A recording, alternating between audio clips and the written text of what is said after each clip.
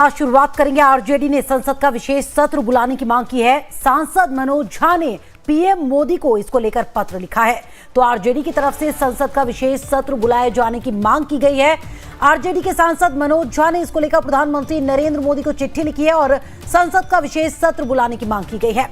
पहलगाम हमले पर चर्चा के लिए संसद का विशेष सत्र बुलाने की मांग की जा रही है आरजेडी की तरफ से।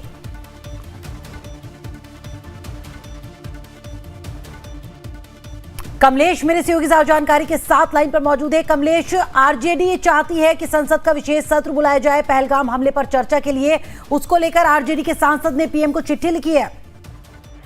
हाँ बिल्कुल, मनोज झा जो आरजेडी के सांसद उन्होंने प्रधानमंत्री को चिट्ठी लिखी है और प्रधानमंत्री ने जिक्र किया है जिस तरह से पहलगाम में भीषण हत्या होगी और इसको लेकर संसद का विशेष सत्र बुलाया जाए और संसद के विशेष सत्र में एक प्रस्ताव पारित किया जाए और पहलगाम घटना की निंदा की जाए, पाकिस्तान की कड़ी निंदा की जाए। इसलिए एक दिन का सत्र बुलाया जाए और इसके लिए विशेष सत्र बुलाया जाए। तो देखिए, ये तो आरजेडी की ओर से ये जो प्रस्ताव है, पहली ओर से प्रस्ताव नहीं दिया गया। इससे पहले कांग्रेस की ओर से भी डिमांड की गई थी। अभी तो हालांकि कांग्रेस की ओर से कोई पत्र नहीं लिखा गया था प्रधानमंत्री को, लेकिन कांग्रेस ने कहा था कि इसके लिए स्पेशल सत्र बुलाई जाए और पूरे घटना की चर्चा की जाए और पूरी घटना की निंदा की जाए। अब आरजेडी की ओर से ये पत्र लिखा गया प्रधानमंत्री को।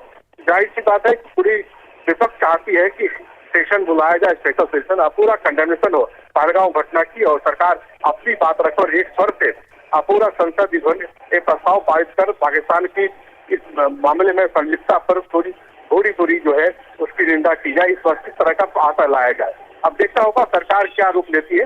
हालांकि सरकार की ओर से अभी तक कोई रूप नहीं रखा गया है।